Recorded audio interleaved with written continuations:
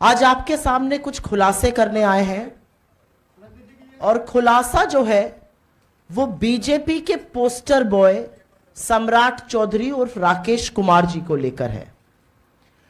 पूरे विश्व में बिहार की, भारत की ख्याति सम्राट अशोक के नाम से जानी जाती है, लेकिन महामानव के जो जादूगर हैं वो सम्राट चौधरी जी हैं।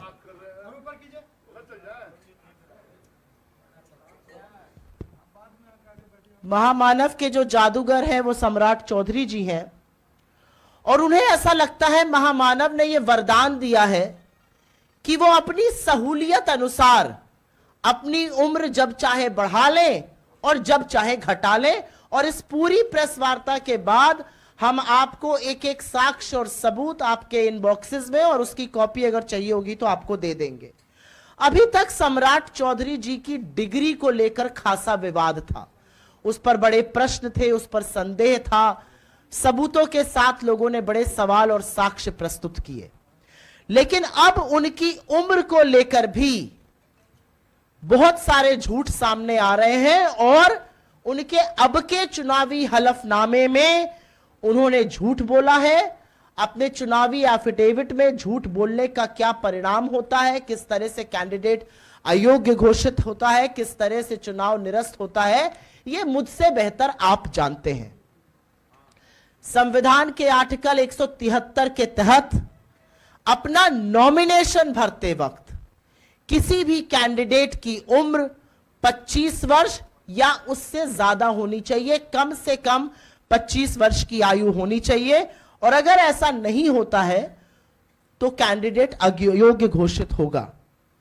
लेकिन इस पूरे कानून की धज्जियां उड़ाने का काम बिहार में बीजेपी में चल रहा है, एक जादू हो रहा है और जादू के तहत नरेंद्र मोदी और अमित शाह के चहेते सम्राट चौधरी जब मर्जी चाहते हैं 12-15 वर्ष अपनी उम्र बढ़ा लेते हैं, जब मर्जी चाहते हैं अपनी उम्र घटा लेते हैं। सहूलियत के अनुसार उनकी उम्र घट और बढ़ रही है।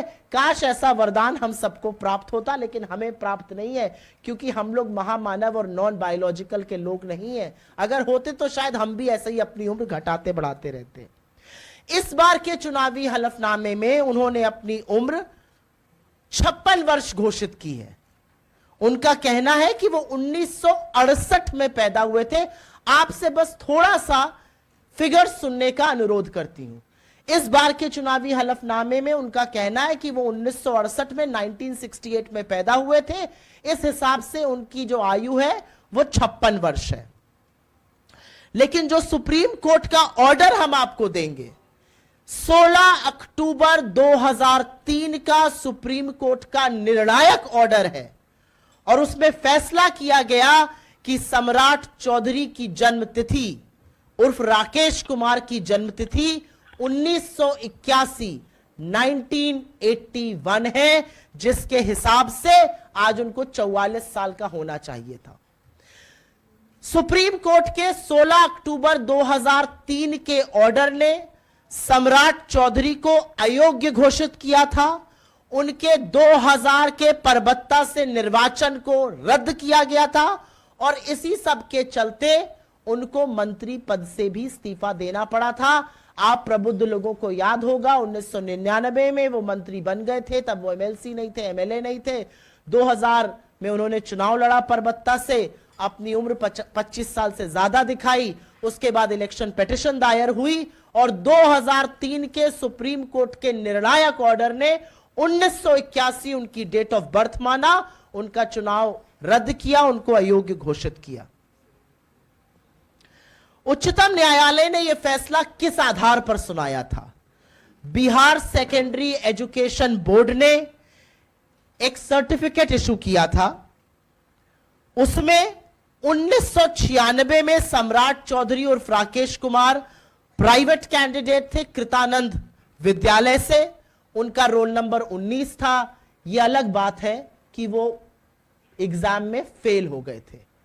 बिहार सेकेंडरी एजुकेशन बोर्ड ने 1996 में जो सर्टिफिकेट इशू किया था उसके आधार पर सुप्रीम कोर्ट ने यह फैसला सुनाया। और गौरतलब बात यह है कि उनको अयोग्य घोषित करने में, उनकी जन्मतिथि को 1981 डिक्लेयर करने में बिहार के बीजेपी के दिवंगत सुशील मोदी जी की बड़ी भूमिका थी। उन्होंने इस मामले को कोर्ट तक ले गए थे और उनकी बड़ी भूमिका थी, और उसके बाद ही सम्राट चौधरी जी का इस्तीफा भी हुआ था। तो आज 44 साल के होने चाहिए थे, लेकिन जादू चल गया, वो 56 के हो गए।